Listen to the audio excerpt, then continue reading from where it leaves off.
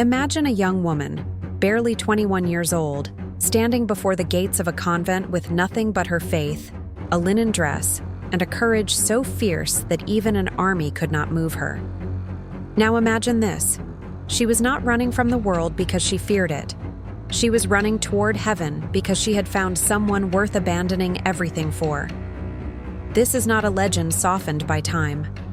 This is a true story. And what you are about to hear contains 3 secrets that Clare of Assisi carried to her grave. Secrets that may change the way you see faith forever. By the time we reach the end, you will know why her gaze could disarm warriors, why her voice could silence fear, and why even death could not extinguish her light. If your soul has already felt something in these first seconds, don't let this be just a passing moment. Subscribe now to the Heaven's Breath channel, because here, every story is a breath from heaven, and every minute you stay is a chance to set your soul on fire. Assisi, Italy, early 13th century. The air smells of olive trees and stone dust. Narrow streets wind between high walls, where whispers of politics and faith mingle in every corner. It is a time when the church is both feared and loved, when kings bow to popes, yet heresies also rise with boldness. In this setting, a young noblewoman named Clare of Assisi grows up under the strict codes of her wealthy family. Her hands, accustomed to silk, learn to sew fine embroidery for the liturgy. Her ears, trained in courtly music, hear stories of knights and crusades. But her heart is restless.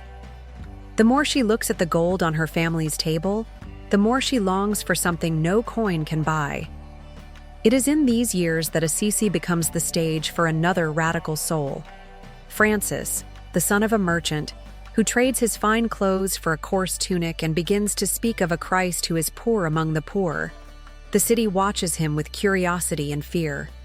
Some call him mad, others a saint in the making. And among those who listen in secret is Clare. She hears not just his words, but the truth beneath them, that God still calls people to live the gospel without compromise. One Palm Sunday, at just 18 years old, she hears the voice that will forever change her destiny. It is not from the pulpit, nor from a vision, but from the deepest chamber of her heart. Leave everything and follow me. She knows she cannot delay. That night, while the city sleeps, she slips out of her father's house, walks through the cold streets, and heads to the little chapel of the Portiuncula, where Francis awaits. In that dim light, he cuts her hair as a sign of consecration. In that moment, Clare becomes only Christ's. If you've ever felt the pull of something greater, something the world cannot understand, you already know what burned in her soul that night. Write in the comments, "I have heard the call," and keep watching, because the next secret of Clare's life will take you to the very gates of war. The decision to leave her family was not just a matter of walking away from comfort. It was a sword through her own heart and theirs. Her relatives, furious and ashamed, tried to bring her back. They stormed the monastery where she had taken refuge, their voices echoing through the cloisters like a threat carved in stone. But Clare, barely more than a girl, clung to the altar. Witnesses say she wrapped her arms around it so tightly that her knuckles turned white. And when they tried to drag her away, she pulled back her veil, revealing her shorn hair, the public sign of a woman consecrated to Christ. Her eyes, shining with something far beyond stubbornness, held them in place. "I belong to no one but my Lord," she said. That was the first of 3 defiant sentences that would echo through her lifetime. The early days of her new life were harsh. There was no warm bed, no perfume, no rich food. The walls were cold. The silence was deeper than any she had ever known. Prayer began before dawn and stretched into the night, with fasting so strict that sometimes her body trembled. There were moments when God's voice seemed far away, and in the stillness, doubts whispered like shadows. Did I really hear him? Will I be strong enough? It was during one of these nights of inner battle that she would face her first true test, The world outside was calling her back. Letters from her family, offers of compromise, even bribes cloaked as concern. But Clara answered with her second defiant sentence. "Do not speak to me of what I have left behind, for I have found a treasure the world cannot take." If you have ever been tempted to go back to what God has already called you out of, you know the weight of that choice. Share this video with someone who is standing at their own point of no return, and tell them, there is life beyond the leaving. Years passed, and Clara's small community of women, the Poor Ladies, grew in number and in holiness. Their life was one of radical poverty, prayer, and service. But one night, Assisi trembled under the threat of war. Saracen mercenaries, hired by an invading army, approached the city like a tide of iron and fire. The soldiers soon reached the walls of the convent of San Damiano. Their shouts pierced the silence of the chapel, and the sisters' fear was almost tangible. Some wept, others clung to each other. But Clara, now frail in body yet unshaken in spirit, made her way to the tabernacle. She took the monstrance containing the Blessed Sacrament and, with trembling hands, raised it high. According to ancient accounts, what happened next was one of the 3 greatest miracles of her life. A blinding light emanated from the monstrance, shining over the walls and into the faces of the attackers. Panic struck the soldiers. They staggered, turned, and fled, as if an invisible army had come to defend the nuns. Clara's third defiant sentence rang out in that holy moment, "Lord, guard these whom you have given me." Word of this miracle spread beyond Assisi. For the people, it was clear. God himself fought alongside Clara. And for the sisters, it was more than safety. It was proof that heaven still bends low when faith stands tall. If you have ever felt surrounded by forces too strong for you, remember, Clara faced them with nothing but the presence of Christ in her hands. Write in the comments, "The Lord is my defender," and keep watching, because the next part reveals the hidden connection between Clara's vow and one of the most astonishing papal letters ever written. Clara's vow of absolute poverty was not a romantic idea, it was a battle. Even popes tried to persuade her to accept property for the sake of security, but Clara refused, holding to what she called the privilege of poverty. She believed that trusting entirely in God's providence was the truest freedom. This stance would inspire and challenge centuries of believers. Think about our world today.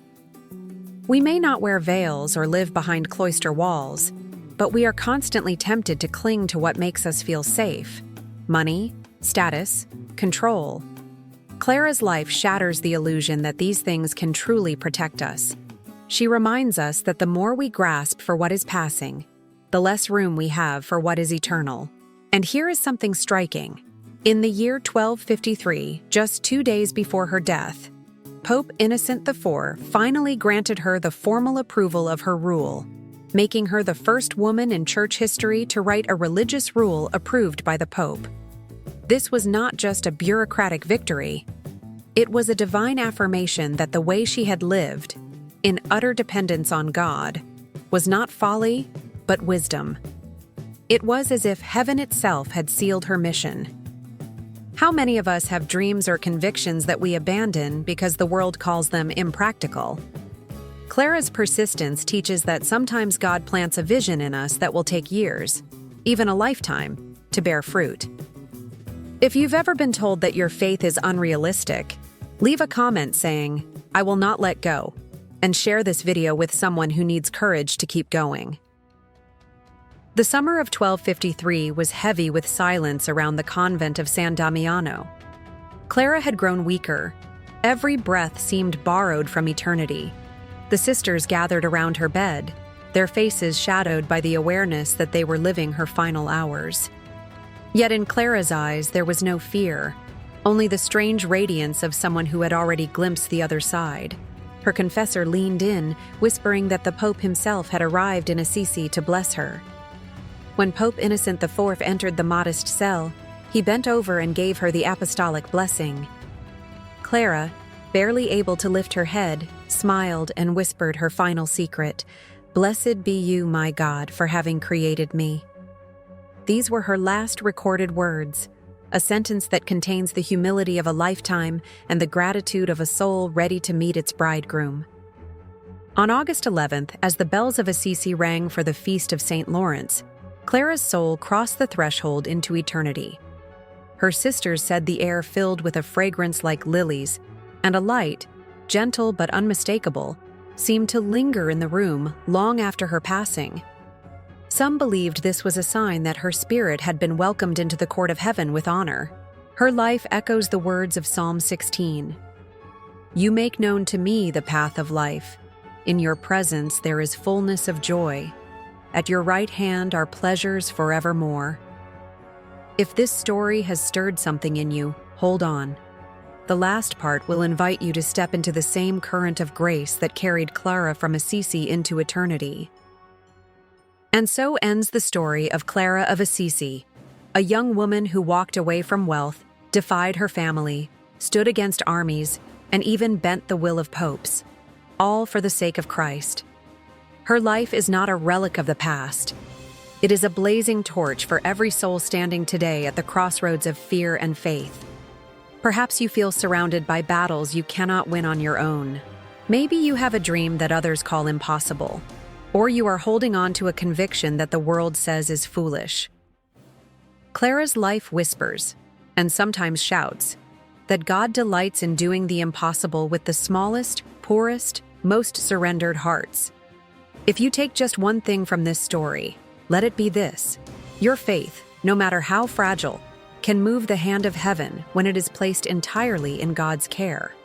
But faith that remains silent is like light hidden under a basket. Share it, live it. Let it draw others out of the shadows. Now it's your turn. Write in the comments, "I choose faith over fear." Share this video with 3 people who need to remember that God still works miracles.